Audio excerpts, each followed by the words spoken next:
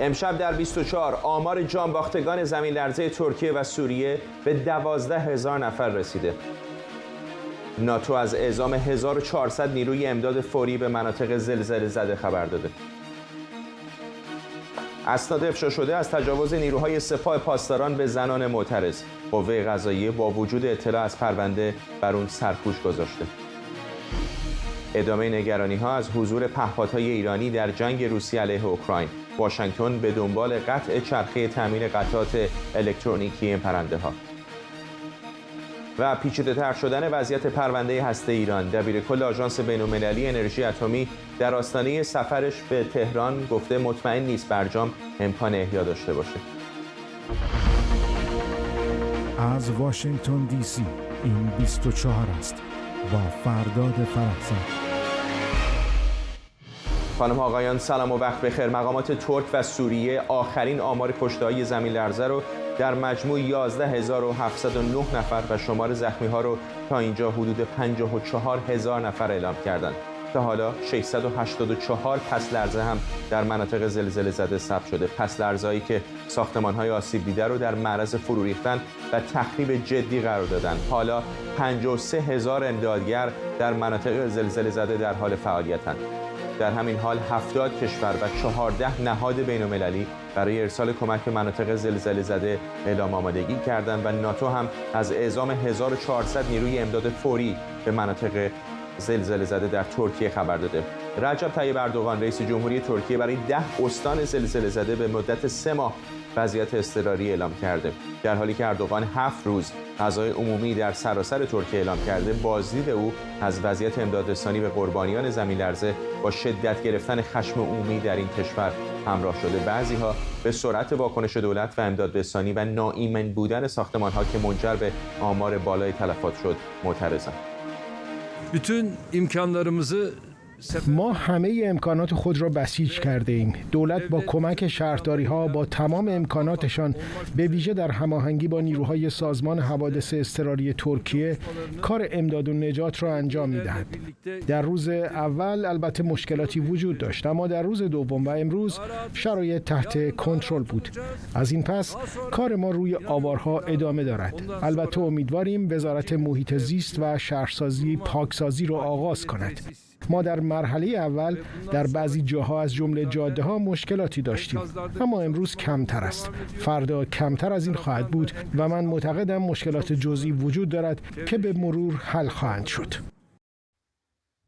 در حالی که دیدبان حقوق بشر سوریه از جامعه جهانی خواسته تا با توجه به ضعف تیم‌های نجات سوریه فوراً برای نجات مجروحان و بازماندگان این کشور مداخله کنند، اما سایه تحریم‌ها بر ارسال مستقیم کمک‌ها پررنگه.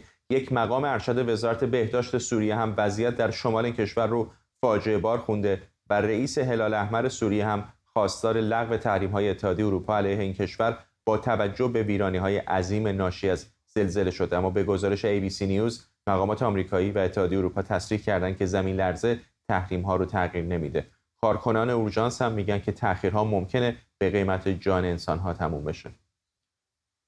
نرگس هورخش همکارم از آدانا در ترکیه با ماست. نرگس، همون نگرانی که داشتیم که شمار کشته خیلی بیشتر از گزارش‌های اولیه خواهد بود متاسفانه به نظر میرسه که درست بوده. هر لحظه که میگذره بر شمار کشته افزوده میشه.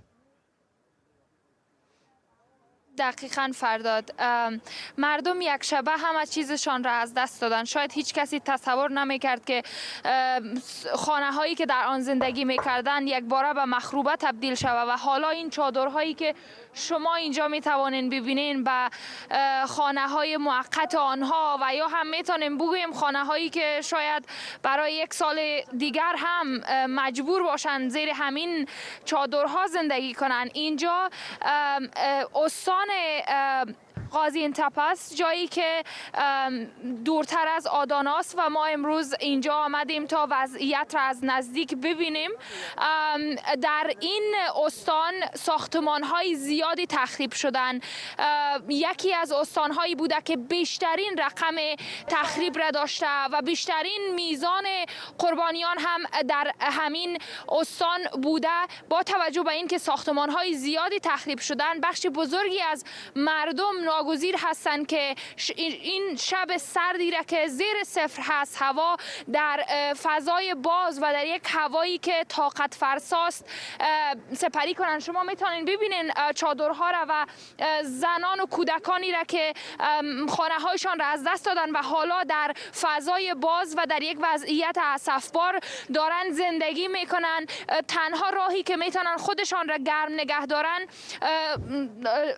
آتش هایی است که حالا به هر شکلی افروختن و میخواین که گرم باشن. پیشتر من با بعضی هایشان صحبت کردم، به من گفتن که اینجا هرچند کمک ها میرسه اما به دلیل اینکه کمک ها کافی نیست برای مردم، بسیاری از امکانات اولیه‌ای که نیاز دارن به آنها نرسیده. پیشتر یکی از این خانم هایی که من باش صحبت میکردم گفت به من که اینجا پتو و غذا و دیگر نیازهای اولیه آورده شد، اما از سوی مردم به نحوی یک باره همه بین یکدیگر تقسیم کردن و برخی ها نتوانستند که صاحب پتوی حداقل بشوند. آمارها هم هر لحظه داره بیشتر میشه. ما میدانیم تا حالا بیشتر از 9000 نفر در 10 استان ترکیه جانشان را از دست دادن. بیشتر از 53000 نفر دیگر زخمی هستند. برخی از زخمی ها به دلیل اینکه وضعیتشان بد بوده به استانهای دیگر مثل آنکارا و استانبول انتقال پیدا کردن. از طریق کشتی های نظامی و هلیکوپتر و هواپیماهای نظامی که هر روزه به این 10 ولایت اعزام میشن، آنها به دیگر شهرها فرستاده شدن. در کنار آدانا و غازی‌انتپه دیگر شهرهایی که نزدیک این استان هستند شانلی اورفا هست و همینطور هاتایا که ما میدانیم یکی از استانهایی است که به شدت آسیب پذیر بوده و کمترین امکانات را داشته. نیروهای اعزامی به آنجا دیرتر از هر زمان دیگر رسیدن. اول به این دلیل که وضعیت جوی بسیار بد بود در این 2 روز، از سوی دیگر تمامی راههای مواصلاتی از راه زمین بسته بودند و همچنین یکی از استانهایی است که نزدیک سوریه هست، هم مرز با سوریه هست و این باعث شده که رسیدگی به آنجا بسیار دشوارتر باشه. آقای رجب طیب اردوغان به آنجا رفت و پس از این که وضعیت را بررسی کرد در سخنانی که داشت به مردم تعهد داد که با آنها خانه خواهد ساخت. از آنها خواست که صبور باشند و در همکاری با همدیگر این وضعیت را سپری کنند. ولی به نظر میرسه وضعیتی است که هیچ کسی تصورش را نمی‌کرده.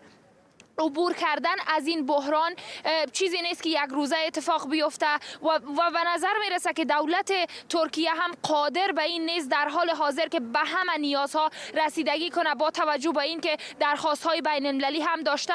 اما هنوز با وجود همه درخواست‌های بین‌المللی کسانی هستند در اینجا که ناراضی هستند از وضعیت موجود و بسیاری ها حتی خشمگین هستند به این دلیل که فکر میکنن چیزی که باید اتفاق میافتاد اتفاق نیفتاده. هنوز هم 10 ها نفر زیر آوارها ماندن، هزارها نفر دیگر هم بیجا هستند و در فضای باز زندگی میکنن. نرگس، کاملا قابل درکی که در چنین شرایطی بسیاری از کسانی که آسیب دیدن ناراضی باشن. هیچ موقع هم هر کاری هم که انجام بشه کافی نخواهد بود، ولی میدونم که نمیشه در مورد کل کشور هم صحبت کرد چون همه جا حضور نداریم. اما همون جایی که خودت هستی، آنچه که به چشم داری میبینی، چقدر عملکرد به نظرت رضایت بخش بوده؟ من میبینم الان چادرهای زیادی مال AFAD که نهاد دولتی ترکیه هست برقرار شده. آیا کمک ها اونطوری که باید و شاید به نظر میاد که هست یا کندی تو هم داری مشاهده میکنی؟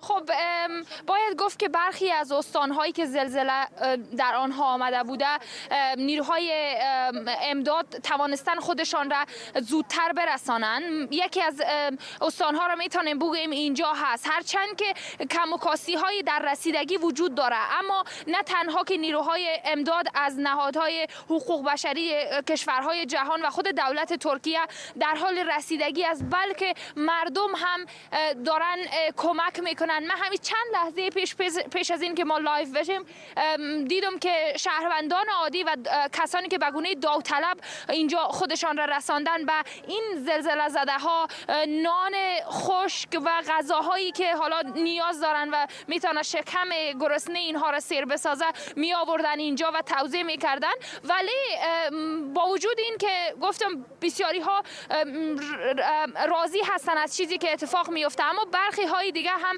هستن مثل بعضی ها اینجا که میگن امکاناتی که نیاز دارن در این سرمایه که طاقت فرساس را هنوز ندارن و ناگزیر هستن در فضای باز شبشان را به سحر برسانن. این نشان میده که هنوز هم کاستی هایی در کار وجود داره، ولی وعده دولت این است که با همه وجود تلاش خواهد کرد تا این بحران مهار شود و نیازمندی های مردم، حداقل نیازمندی های ابتداییشان برطرف شود. چیزی هست که حالا باید دید، ولی ما میتونیم ببینیم که نهاد آفات خیلی محکم داره تلاش میکنه که کمک بکنه به مردمی که در حال حاضر آسیب دیدن در این 10 ولایت، در این 10 استان. نرگس هورخش، همکارم از آدانا در ترکیه. همزمان گزارش شده که هلال احمر جمهوری اسلامی هم دومین گروه امداد و نجات تخصصیش رو به همراه وسایل و تجهیزات جستجو و نجات برای کمک رسانی به این کشور اعزام کرده. رسانه‌های داخلی ایران هم تصاویری از حضور اسماعیل قاآنی، فرمانده نیروی قدس سپاه، در یکی از مراکز خدمات رسانی جمهوری اسلامی به زلزله زدگان در حلب سوریه منتشر کردند. ساعتی پیش گفتگوی داشتم با عمر الشقری، فعال حقوق بشر سوری، و ازش درباره وضعیت در اون کشور و اینکه چرا با وجود حضور خبرنگاران زیاد در ترکیه اطلاعات کمی از وضعیت سوریه در دست هست پرسیدم. Like you can see, the media has spread what's going on in Turkey. The same thing is happening in Syria. همانطور که می‌بینید رسانه‌ها آنچه را که در ترکیه می‌گذرد پخش کردند. در سوریه هم همین اتفاق افتاده. در سوریه بیش از 2000 نفر در اثر زلزله جان خود را از دست داده‌اند و همچنین ما مجروحان زیادی هم داریم. اما تفاوت سوریه و ترکیه در این است که ترکیه مجهزتر است برای رسیدگی به فاجعه، گرچه هنوز هم این مسئله بسیار چالش برانگیز است. ما با برادران و خواهران خود در ترکیه به خاطر از دست دادن هزاران کشته و مجروح و ویرانی‌های بسیار بعد از زلزله همدردی می‌کنیم. اما اینجا در سوریه ما زیرساخت و تجهیزات از جمله وسایل نقلیه‌ای نداریم که تیم‌های امدادی بتوانند از آن استفاده کنند. ما عمدتاً وابسته به نهادهای محلی هستیم، مانند کلاه سفیدها که با توجه به کمبود تجهیزات کار فوق‌العاده‌ای انجام می‌دهند. این موضوع که کودکان بیشماری در این فاجعه جان خود را از دست می‌دهند بسیار دلخراش است. اما صحنه‌های زیبایی هم وجود دارد، مانند وقتی که کودکی که فقط چند دقیقه از عمرش می‌گذشت نجات داده می‌شود. همان کودکی که مادرش زیر آوار او را به دنیا آورد به لطف قهرمانانی که تصمیم گرفتند با وجود تمام خطرات به زیر آوار بروند، چون جان مردم در سوریه مانند کشورهای دیگر نیست. در حالی که شما در حال نجات مردم هستید، رژیم شما را با هواپیما بمباران می‌کند. 5 دقیقه قبل از شروع این گفتگو پیامی در شبکه‌های اجتماعی دریافت کردم که میگوید: عمر، رژیم سوریه با هواپیما افرادی که در حال تلاش برای نجات مردم زیر زمین هستند را بمباران می‌کند.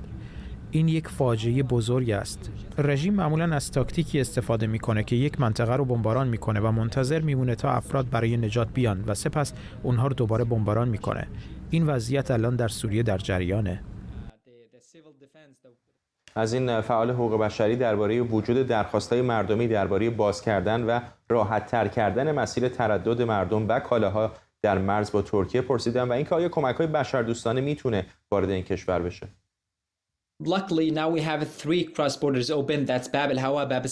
خوشبختانه اکنون 3 مرز باز داریم.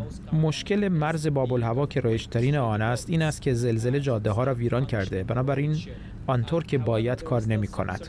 با این حال هنوز محدودیت‌های خاصی هم وجود دارد. اگرچه مرزها باز هستند اما برای همه چیز باز نیستند. اولا کمبود کمک وجود دارد.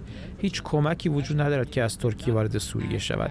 متاسفانه جامعه جهانی برای تأمین کمک‌های مورد نیاز مردم در محل سریع عمل نکرد. مورد دیگر این است که ترکیه اجازه می‌دهد اجساد سوری‌های کشته شده در زلزله ترکیه به سوریه وارد شوند، اما به سوری‌های مجروح اجازه ورود به ترکیه برای درمان نمی‌دهد. همچنین کمبود غذا و پتو و سرپناه برای 100,000 نفر وجود دارد. با توجه به اینکه هوا خیلی سرده و برف میباره، مردم نمیتونن همیشه بیرون باشن. این مسئله اوضاع را از مردم زیر آوار برای آنها بدتر کرده. از طرف دیگه اکنون بیش از 60 ساعت از وقوع زلزله گذشته و مردم هنوز زیر آوار هستند. این افراد یخ میزنند. از عمر الشغری همینطور پرسیدم آیا باید کمک‌های ارسال شده برای مردم زلزله زده به رژیم اسد داده بشه و اگر اینطور باشه اونها از این کمک چه استفاده میتونن بکنن؟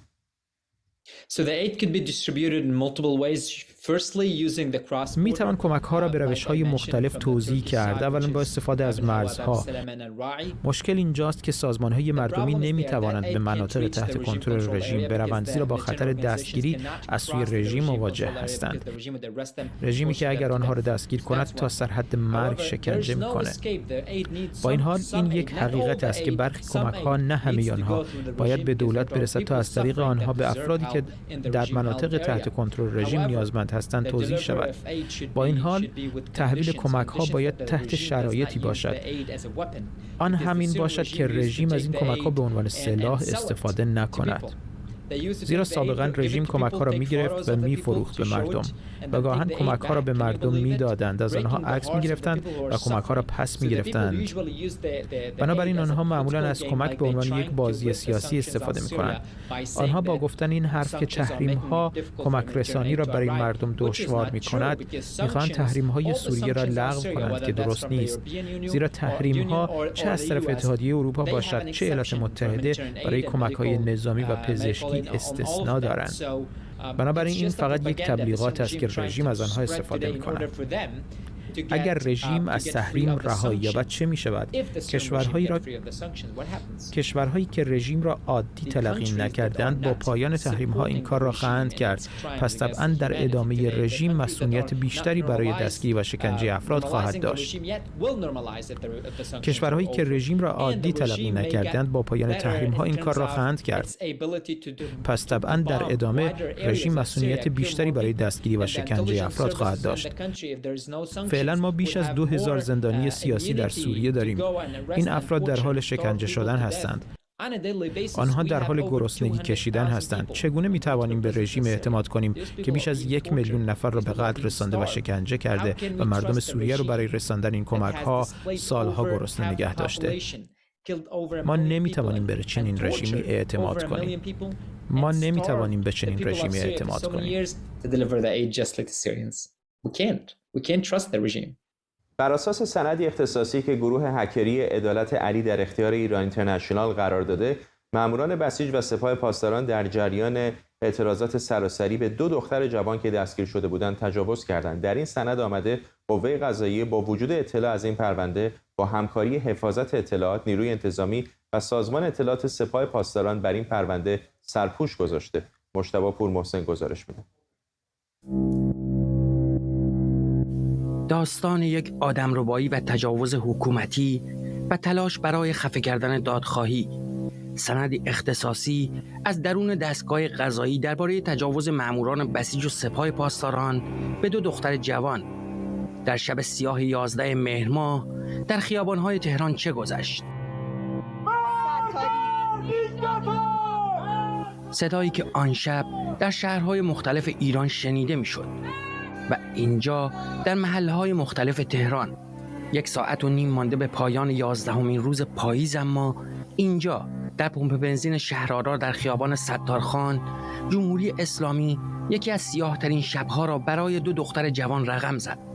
سندی اختصاصی که گروه هکری عدالت علی در اختیار ایران اینترنشنال قرار داده فاش می‌کند که ماموران بسیج و سپاه پاسداران به 2 دختر جوان که در جریان خیزش انقلابی دستگیر شده بودند در خودروی ون سپاه تجاوز کردند.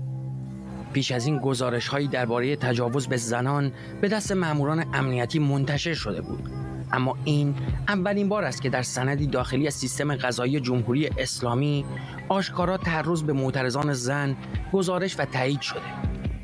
این سند نامه محمد شهریاری معاون دادستان و سرپرست دادسرای عمومی و انقلاب به علی صالحی دادستان تهران است که بر اساس آن دو دختر 18 و 23 ساله با مراجعه به کلانتری 134 از چند مأمور به اتهام آدمربایی شکایت کردند.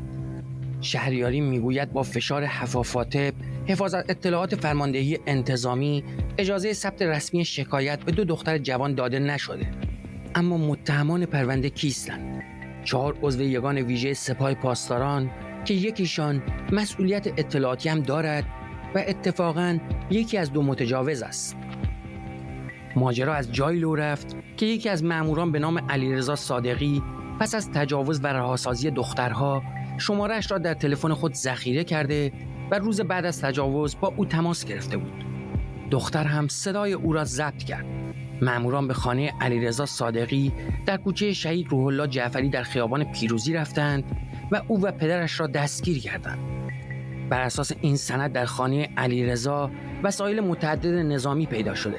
از جمله جالبترینشان اوراق شناسایی و یونیفرم‌های رسمی سپاه، نیروی انتظامی و حتی لباس روحانیت.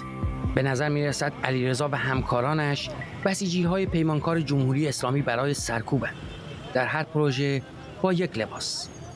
او اما در اعترافاتش تایید می‌کند که به عنوان عضو یگان امنیتی سپاه پاسداران به مأموریت رفته بود. آنها 2 دختر را که به ادعای او در گوشیشان محتوای ضد جمهوری اسلامی بود، دستگیر کردند و به سپاه انتقال دادند. با توجه به اعلام مسئول مربوطه مبنی بر عدم پذیرش متهم خانم مقرر گردید آنها را آزاد نماییم. لذا مجددا آنها را جهت رها کردن به سمت تهران پارس بردیم. در مسیر یکی از متهمین که اعلام نمودند من دختر نیستم، پیشنهاد رابطه جنسی به من داد و بنده دچار وسوسه شدم و بعد از جاری کردن صیغه موقت با وی عمل جنسی انجام دادم. دیگر متهم پرونده دقیقاً با درجهش در سپاه پاسداران معرفی می شود. سید علیرضا حسنی حق، سروان پاسدار و مسئول اطلاعات یگان امام حسن مجتبی. او در روایتش اشاره‌ای به تجاوز نمی کند. با این حال از فردی به نام یکتا مسئول اطلاعات سپاه تهران نام میبرد که به نظر اسم مستعار است. پاسدار علیرضا حسنی البته در بازجویی‌های بعدی به گواه سند دادگستری تهران اعتراف می‌کند خودش هم متجاوز بوده و این اتفاق پیش از رسیدن به مقر سپاه پاسداران در خودروی ون رخ داده. پس از چند دقیقه مشاهده نمودم دست صادقی پشت کمره و در حال صحبت کردن میباشد. به وی تذکر دادم ولی صادقی دختر دوم رو به سمت بنده هدایت نمود که با اشاره سر از صادقی سوال نمودم داستان چیست. صادقی اشاره نمود که از خودش بپرس. آن دختر سرش را به بنده نزدیک کرد و گفت من آماده ام. بنده مجددا درب کشویی رو باز نمودم تا از صادقی علت رو جویا شوم که مشاهده نمودم روی پای او نشسته و در نوبت بعدی که درب رو باز نمودم مشاهده کردم آقای صادقی ایستاده روبروی و قسمت جلوی شلوارش پایین می باشد و خانم در این زمان خانم دست به قسمت بالای ران بنده زد و گفت تو رو خدا ما را آزاد کنید و شروع به تحریک بنده نمود. متاسفانه با وجود اینکه 16 روز به منزل مراجعه نکرده بودم و شبانه روز در حال مأموریت‌های مقابله با اغتشاشگران بودم، تحریک شدم و اجازه دادم خانم زیپ شلوار بنده رو پایین بکشه. روایتی تکان دهنده که بی‌شباهت به نگاه داعش به زنان نیست. سروان پاسدار عملاً چون خود را در حال مقابله با معترضین می‌بیند، زن را سوژه‌ای مشابه سوژه جهاد نکاح نیروهای داعش محسوب می‌کند که باید به مأموران سرویس دهند و همگیشان برای توجیه رفتارشان مدعی شدند که آن 2 دختر در گوشیشان محتویاتی شامل توهین به رهبر نظام و نیروهای امنیتی داشتند و این به زعم مأموران سرکوب یکی از دلایل لازم و کافی برای آدمربایی و تجاوز بوده. اما یکی از بخش‌های حیرت انگیز سند درس پیدا کرده نتیجه گیری محمد شهریاری در مقام معاون دادستان است. او کاملا پرونده را لاپوشانی کرده و موضوع را به آدمربایی یک اکیپ ساده تقلیل داده. به گفته او این گروه بازداشتگاه مستقل تشکیل داده و در حال شکنجه مردم هستند. شهریاری میگوید آنها از افراد زیادی اخاذی کردند و با دختران و زنان زیادی ارتباط داشتند.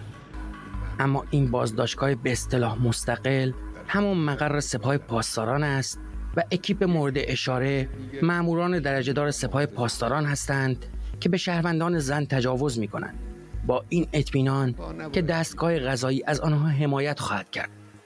دستگاه قضایی جمهوری اسلامی توصیه می‌کند سند این تجاوز به صورت محرمانه بایگانی شود و صرفاً با اخراج متهمان بدون نام بردن از نام ارگان‌های نظامی پرونده را با مرور زمان مختومه کنند.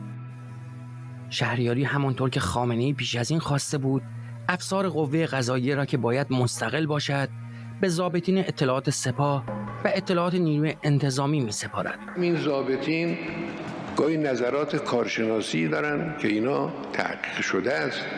این نظرات کارشناسی رو هم ندیده نگیرن. قوه قضاییه از این نظرات کارشناسی استفاده کنه. موضوع وقتی ترسناکتر می شود که بدانیم محمد شهریاری همان قاضی است که اصرار می کرد نیکا شاکرمی دختر 16 ساله کشته شده در خیزش انقلابی خودکشی کرده و مهسا امینی کسی که نامش رمز شده در یکی از خودروهای ون یکی از دستگاه سرکوب بود و در یکی از همین مقرها کشته شد. سرنوشت آنچه بر دختران انقلاب ایران گذشته در دست چنین مأموران متجاوز سپاه پاسداران و قضات بوده. گروگانهای آدمربایان حکومتی، دخترانی که تنها یک خواسته دارند، آنها دیکتاتور نمیخواهند. سند هک شده به دست گروه عدالت علی سند رسوایی است. رسوایی دستگاه سرکوب جمهوری اسلامی و دستگاه عدالت علی خامنه‌ای. مجتبی پورمحسن، لندن. رقیه رضایی عضو تحریریه ایران وایر از اتاوا با ماست. خانم رضایی، این دیگه اپوزیسیون ایرانی نیستن، این دیگه منتقدان حکومت نیستن که دارن چنین ادعایی میکنن. برگه‌ای هست، سندی هست که از داخل خود قوه قضاییه جمهوری اسلامی به بیرون درز کرده. سلام خدمت شما بینندگانتون. بله، این نکته‌ای که در مورد این در واقع سند بسیار مهمه و آقای پورمحسن هم در گزارششون بهش اشاره کرده بودن، اینه که دستگاه قضایی ایران داره سعی میکنه این رو تقلیل بده به یک عمل شخصی، اون هم به سخیفترین شکل ممکن که مطابق معمول میگه زنان مقصر بودن.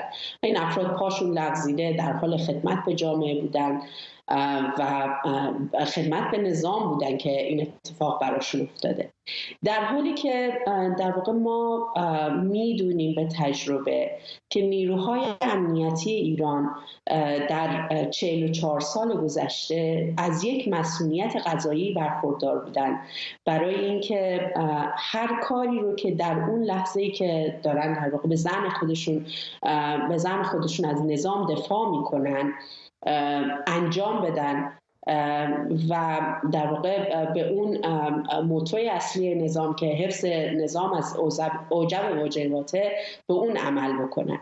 در کنار این مسئولیت قضایی در واقع سیستم قضایی در واقع سیستم امنیتی ایران به گونه‌ای طراحی شده که افرادی رو به کار بگیره که کمترین تعهد رو به قراردادهای اجتماعی دارن. ببینید، فردی که از توان در واقع در توانش هست که شکنجه کنه، آزار بده، پرونده سازی بکنه، خانواده بازداشتی ها رو تحت فشار قرار بده، این چنین فردی نه برای اجتماع، نه برای انسانیت و نه برای در واقع اصول اخلاقی خودش ارزشی قائل نیست. به همین دلیل هم هست که اینها در انتخاب نیروهای امنیتیشون سعی میکنن از کسانی در واقع استفاده کنن که همونطور که گفتم کمترین تعهد رو به قراردادهای اجتماعی داشته باشن. موضوع دیگه که به نظر میرسه این در مورد این سند در واقع بسیار حائز اهمیته، اینه که بحث تجاوز و آزار جنسی در جمهوری اسلامی یک کارکرد دولبه داره. در عین این که به عنوان روشی برای تنبیه معترضان استفاده میشه، یه نقش ارعاب هم داره. یعنی شما فرض میکنید با توجه به اینکه جامعه ایران حداقل بخش باورهای سنتی خودشون رو حفظ کردن، اینا از این روش استفاده میکنن برای اینکه جامعه رو در واقع به سکوت مجبور بکنن و این رو هم نیروهای خردشون میدونن و همین که به طور سیستماتیک این داره اعمال میشه. یعنی اینطور نیست که فقط بتونن تقلیلش بدن به رفتار 2 مأموری که پاشون لغزیده، بلکه این به صورت سیستماتیک انجام میشه، هم از طریق مسئولیت قضایی که این افراد دارن در مقابل جنایتاشون و هم از این طریق که قبلا همین کار رو در زندان‌ها انجام دادن و به نظر میرسه که این به عنوان یک رویه الان در دستگاه امنیتی و قضایی ایران در جریانه. ممنونم از شما. رقیه رضایی، عضو تحریریه ایران وایر از اتاوا. جو بایدن رئیس جمهوری آمریکا دیشب در دومین سخنرانی سالانه‌اش بیشتر درباره مسائل داخلی آمریکا صحبت کرد و بجز تاکید دوباره بر حمایت از اوکراین و مقابله با چین به موضوع خارجی دیگری نپرداخت. آقای بایدن در این سخنرانی 73 دقیقه‌ای 13 بار از عبارت کار رو تموم کنید استفاده کرد و قانونگذاران کنگره از 2 حزب رو تشویق کرد تا از لوایح دولت برای محدود کردن هزینه‌های درمانی، مقابله با تغییرات اقلیمی، افزایش مالیات بر ثروتمندان و شرکت‌ها و همینطور ممنوعیت سلاح‌های تهاجمی حمایت کنند. بعضی از نمایندگان جمهوریخواه مجلس آمریکا از جمله مارجوری تیلر گرین که از سرسخت‌ترین هواداران ترامپ در زمان سخنرانی بایدن در مورد رویکرد جمهوریخواهان نسبت به افزایش هزینه‌های بیمه درمانی او رو دروغگو خطاب کرد.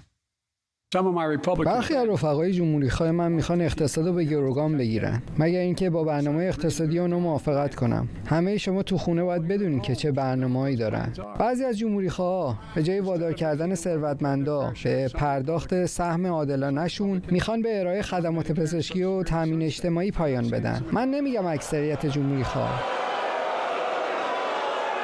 اجازه بدین هر کسی که شک داره با دفتر من تماس بگیره. من یه نسخه از پیشنهاداتشون رو به شما میدم.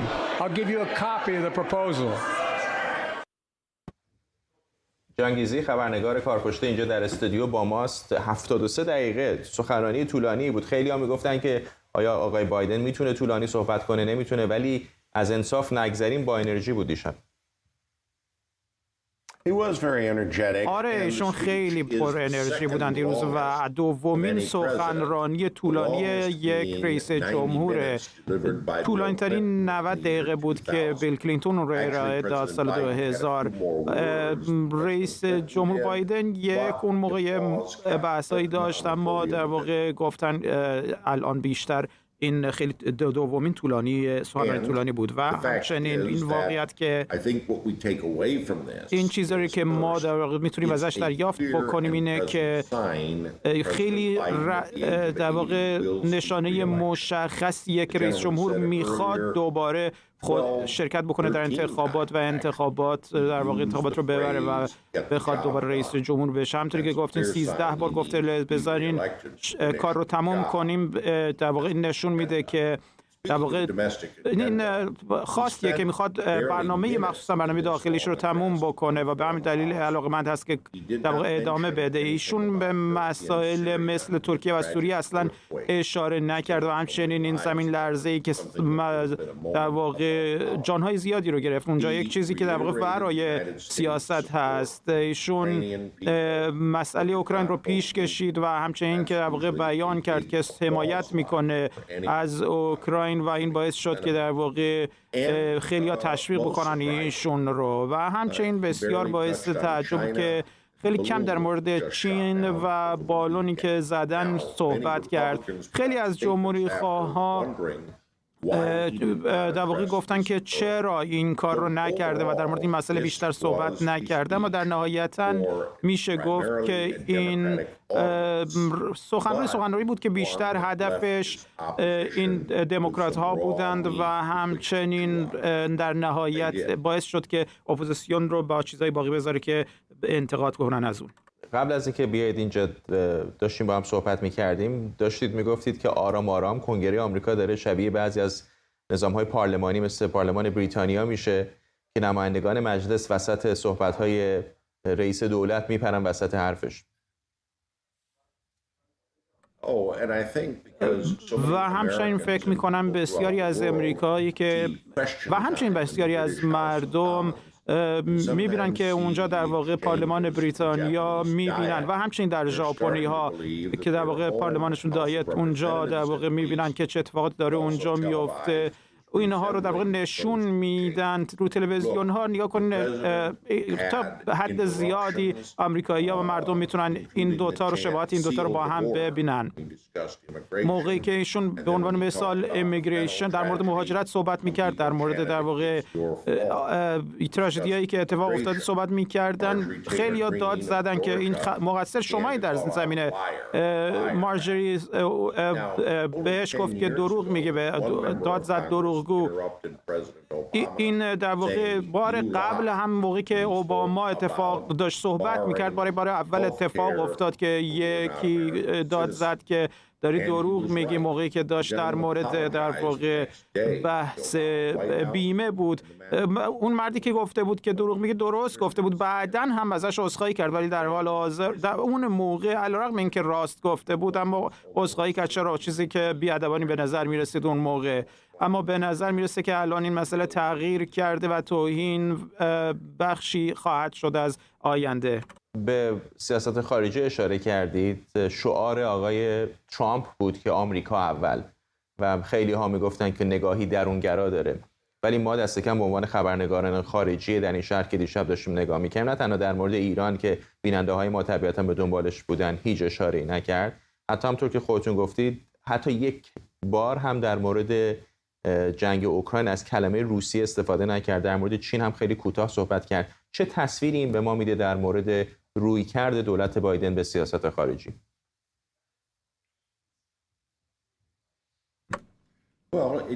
خب همون مسئله و همین در واقع سوالهایی رو به شما میده که جمهوری خواه داشتن در مورد سخنرانی دیشب و در موردش توییت کردن و صحبت کردن در موردش.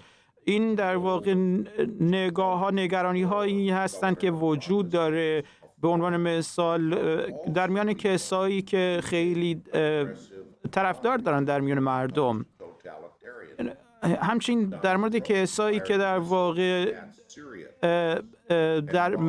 برمیگرده به مسئله توتالیتاریانیسم در تمام جهان. این مسئله هم مورد نگرانی و نگرانی کسایی رو که نگرانی مسئله هستن بیشتر برمیگردن از این ترامپ بود که در واقع موشک شلیک کرد به سوریه و در این زمینه سیاست تهاجمی تری رو اجرا کرده.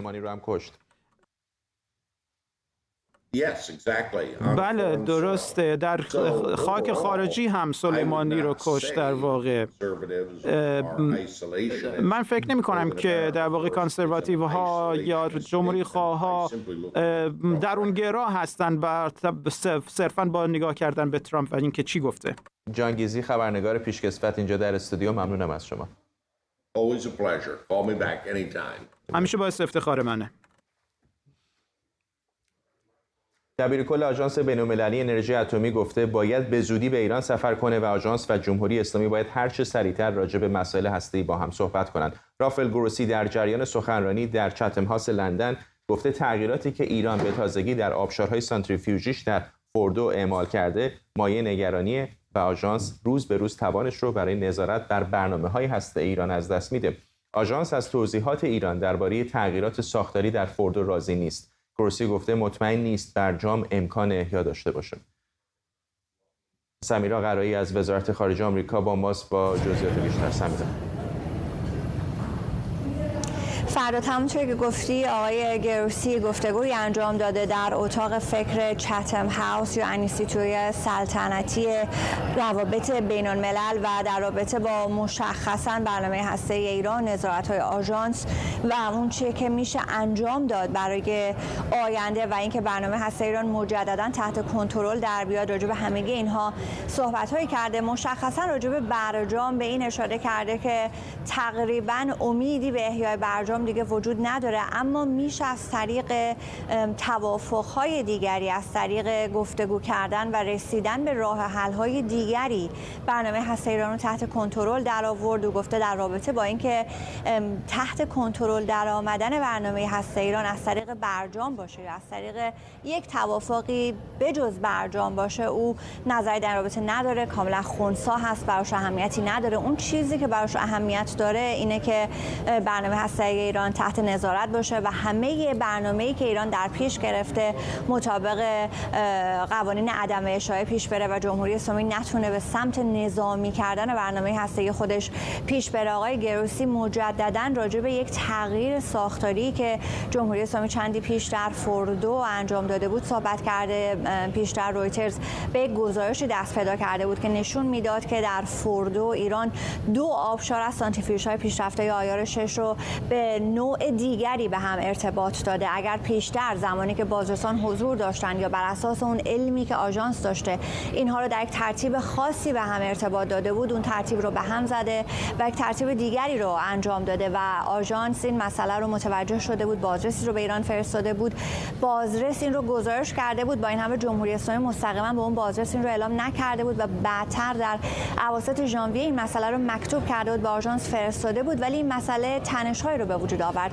در اون زمان هم آقای گروسی ابراز ناراحتی کرد از این مسئله و در چتم هاوس هم باز میگه که این که ایران میگه این یک خطا بوده یا همه چیز رو برگردونده به شکل اولیه برای آژانس قابل قبول نیست، چون شما نمیتونید به گفته آقای گروسی یک کار اشتباه انجام بدید و بعد برگردید عقب اون کار اشتباه رو درست انجام بدید وقتی که در رابطه با ارتباطات سانتریفیوژها ما داریم صحبت میکنیم. پس راجع به این مسئله ابراز نگرانی کرده و نکته دیگر در رابطه با سفرش به ایران هست. میدونیم که قرار هست در ماه فوریه سفر بکنه. از احتمال سفر پیشتر ما شنیده بودیم، اما راجع به این سفر میگه باید من این سفر رو انجام بدم. یعنی دیگه ما راجع به احتمال صحبت نمی کنیم و میدونیم آقای گروسی به این سفر خواهد رفت. 7 فوریه است، 21 روز دیگه از این ماه باقی مانده. احتمال میره که تو همین 21 روز آقای گروسی عازم تهران بشه. تاریخ دقیقش رو ما نداریم و میگه باید با جمهوری اسلامی در این رابطه صحبت بشه. پیشتر گفته بود که بعد گفتگوهای سیاسی کرد، شاید به دنبال این باشه که در یک چارچوب دیگری، در یک مبادله دیگری، در یک گفتگوهای دیگری توافقی رو با جمهوری اسلامی منعقد بکنه خارج از برجام و همه بن‌بست‌ها و بحث‌های سیاسی که راجع به برجام وجود داره که به موجب اون بتونه بازرسی‌های آژانس رو افزایش بده. از تابستان تا الان آژانس بازرسی‌هاش محدود هست، بازرسی داره اما بازرسی‌های منطبق با پروتکل الحاقی نداره و آقای گروسی میگه که اگرچه که ایده یا امید جعلی به مردم جهان نمیده که جمهوری اسلامی بمب اتم هنوز نداره، این رو باور داره که هنوز جمهوری اسلامی به بمب اتم نرسیده، ولی برای اینکه بتونه این چند ماه رو بگه جمهوری اسلامی چک کرده نیاز به این هست که این بازرسی‌ها مجدداً برگرده. ممنونم از تو سمیرا قرایی از وزارت خارجه. کشورهای عضو شورای امنیت سازمان ملل در جلسه امروز این شورا درباره تهدیدات علیه صلح و امنیت بین‌المللی از نقش برخی کشورها از جمله جمهوری اسلامی در جنگ اوکراین و ارسال غیرقانونی تسلیحات به روسیه ابراز نگرانی کردند. در این جلسه موضوع افزایش ارسال تسلیحات نظامی به اوکراین بررسی شد و شماری از نمایندگان از جمله نماینده عالی سازمان ملل در امور منع سلاح‌های شیمیایی و همینطور نماینده موقت آمریکا در این شورا از ارسال پهپاد و تسلیحات جنگی توسط برخی از کشورها به روسیه انتقاد کردند. اگر روسیه میخواد راجع به ارسال سلاح خطرناک به اوکراین در این شورا صحبت کنه، بگذار در مورد صدها پهپاد ایرانی که ایران با نقض قطعنامه 2231 به روسیه میفرسته حرف بزنیم. روسیه این پهپادها رو برای حمله به زیرساخت‌های حیاتی اوکراین استفاده میکنه تا شهروندان اوکراینی رو در سرما بدون دسترسی به آب و برق و گرما بذاره. اگر روسیه میخواد راجع به ارسال سلاح خطرناک به اوکراین صحبت کنه، در مورد راکت‌ها و موشک‌هایی که کره شمالی نوامبر گذشته به روسیه ارسال کرده و در اختیار گروه شرور واگنر قرار داده چی داره بگه؟ 60 نفر از نمایندگان مجلس آمریکا هم در نامه از جو بایدن خواستند تا در مورد توسعه و ساخت پهپادهای جمهوری اسلامی تحریم‌های سختگیرانه‌ای وضع کنه. این نامه که روز دوشنبه به کاخ سفید فرستاده شده، از رئیس جمهوری آمریکا میخواد چرخه عرضه شرکت‌های تامین کننده قطعات الکترونیکی این پهپادها رو مختل کنه. از سوی دیگه بررسی بقایای پهپادهای ساقط شده جمهوری اسلامی در اوکراین نشون میده که بخش بزرگی از قطعات الکترونیکی به کار رفته در این پهپادهای ایرانی ساخت شرکت‌های مستقر در آمریکان. برای بررسی بیشتر این خبر بریم به کنگره آمریکا. همکارم آرش علایی از اونجا با ماست و همینطور مریم رحمتی خبرنگار دیگر ما از مقر سازمان ملل متحد در نیویورک که به ما پیوسته هر دوی اونها رو خواهیم داشت تا لحظاتی دیگر. بله، برقرار شده ارتباطمون. با مریم شروع میکنم. مریم، بیشتر به ما بگو در مورد جلسه امروز چه گذشت؟ فرداد، این دومین جلسه ای هست که این هفته در شورای امنیت سازمان ملل درباره اوکراین و تهاجم روسیه به این کشور برگزار میشه. البته جلسه روز دوشنبه به درخواست کشورهای غربی برگزار شده بود، ولی خب هر دفعه که کشورهای غربی درخواست جلسه ای رو میدن در مورد بررسی جنگ اوکراین، بلافاصله روسیه هم درخواست جلسه میکنه که امروز روز چهارشنبه روسیه درخواست جلسه شورای امنیت رو داده بود و این جلسه به خاطر این بود که بررسی بکنن ارسال تسلیحات نظامی از سوی کشورهای غربی به اوکراین رو که روسیه اون رو تلقی میکنه به عنوان اینکه دارن به جنگ و دامنه جنگ رو گسترده تر میکنن کشورهای غربی و دارن جنگ رو کلاً به سمت دیگر میکشونند. اما موضوع قابل توجهی که در این جلسه اتفاق افتاد تنها موضوع ارسال کمک‌های تسلیحاتی غرب به اوکراین نبود. موضوعی که کشورهای غربی که تعدادشون فردا 50 کشور میرسه که دارن تسلیحات نظامی به اوکراین میفرستن، این کشورها میگن که اوکراین باید از خاک خودش دفاع بکنه و ما تا لحظه آخر این جنگ اوکراین رو مسلح خواهیم کرد، کمک‌های تسلیحاتی خودمون رو ادامه خواهیم داد و اوکراین رو نظامی‌های اوکراین رو آموزش خواهیم داد. چنانچه که باربارا وودورد امروز در جلسه شورای امنیت این حرف رو زد و میدونیم که همزمان ولادیمیر زلنسکی هم امروز در بریتانیا بود و خب موضوع پهپادهای جمهوری اسلامی مورد دیگری بود که امروز در این جلسه شورای امنیت سازمان ملل خیلی برجسته شد.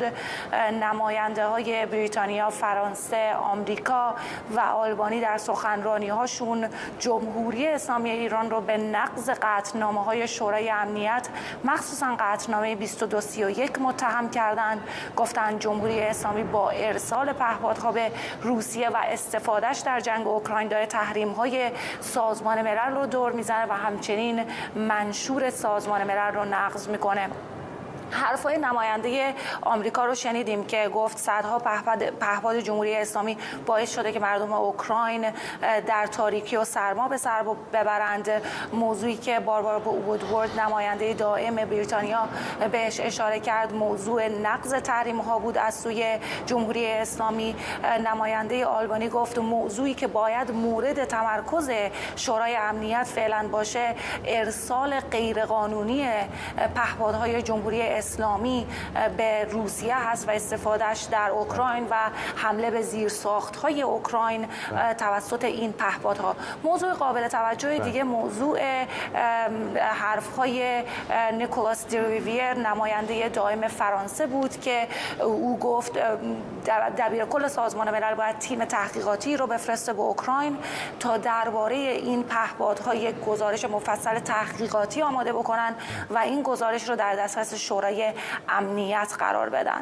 ممنونم از تو. بریم سراغ آرش علایی در کنگره آمریکا. آرش، در مورد این نامه نمایندگان به دولت صحبت کردیم. به نظر میاد از حمایت هر دو حزب هم برخورداره.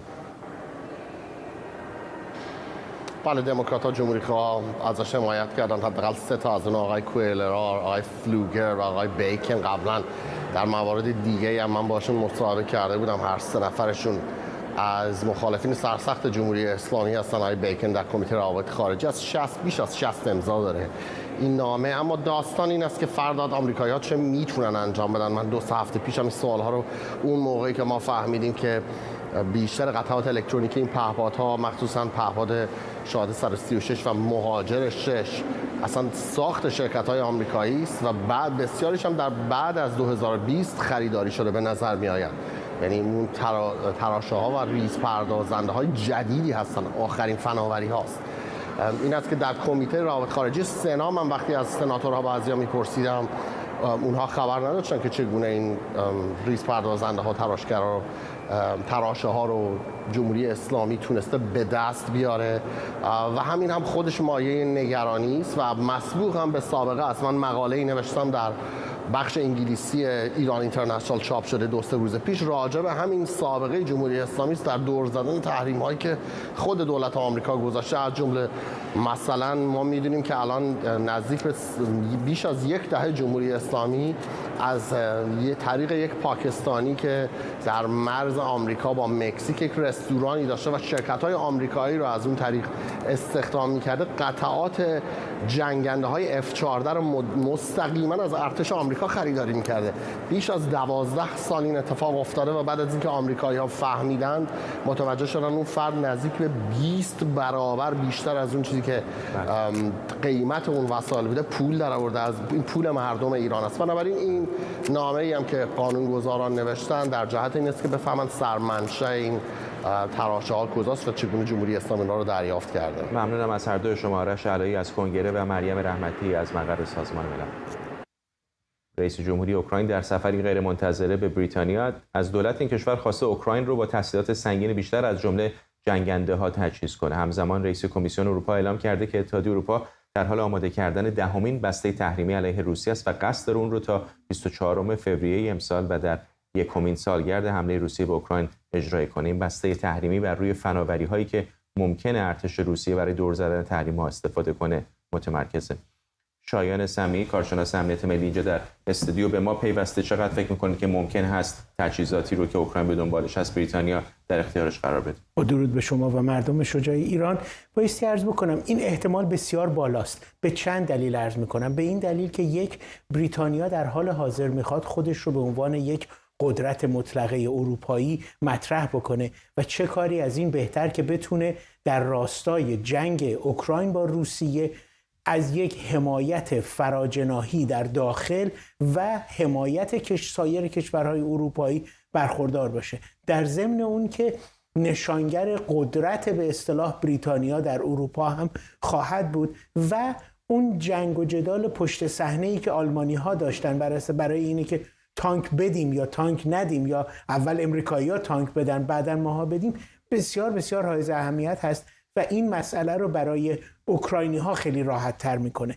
اونها میتونن با در دست داشتن جنگنده های انگلیسی جنگ رو وارد مرحله جدیدتری بکنن. ولی جنگنده از همون اول هم مورد مناقشه بوده، چون خیلی‌ها میگفتن که این کار یعنی وا کردن پای ناتو به جنگ. دقیقاً درست میفرمایید. بله، ولی بریتانیا در حال حاضر داره یک معادله دو مجهولی رو میخواد اینجا حل بکنه که از یک طرف میخواد اوکراین رو از خودش خوشحال بکنه، از طرف دیگه واقعاً پای سایر کشورهای عضو ناتو رو هم بکشه این وسط و بگه این مغلطه رو ما بایستی هرچه زودتر به پایان برسونیم. یکی از بهترین راه‌های به پایان رسوندنش هم اینه که قدرت هوایی اوکراین رو بالا ببریم و در ضمن اظهار عمومی هم میتونن اعلام بکنن که ما خودمون وارد جنگ نشدیم، تسلیحات مثل سایر موشک‌ها و چیزهای دیگری که در اختیار اوکراین گذاشتیم اینها رو هم گذاشتیم. پیش زمینه ای هم که دارن براش مینویسن این هست که ما فعلا میخواییم خلبانهای اوکراینی رو آماده بکنیم و بهشون آموزش بدیم برای اینکه چگونه بتونن با جنگنده های انگلیسی کار بکنن. با این همه فشار و تحریم هنوز روس‌ها عقب ننشستن. فکر میکنید ممکنه امسال عقب نشینی کنن؟ من فکر میکنم که روس‌ها امسال وارد یک مذاکره‌ای بشن و اون رو هم به نظر من مهمترین کسی که این کار رو به نتیجه خواهد رسون دولت فرانسه هست، برای اینکه هنوز راه‌های ارتباطی خودش رو با پوتین حفظ کرده و به اون نتیجه میرسه که پوتین راه برگشتی نداره، ولی در حقیقت به اصطلاح اینوری‌ها میگن که یک راه خروجی بهش میخوان نشون بدن و اون هم از راه تعامل و گفتگوست. ممنونم از شما شایان سمیعی کارشناس امنیت ملی اینجا در استودیو با ما و ممنونم از شما که ما رو در این 24 همراهی کردید. برنامه رو با تصاویری زنده از دیدار زلنسکی با مکرون به پایان میبریم.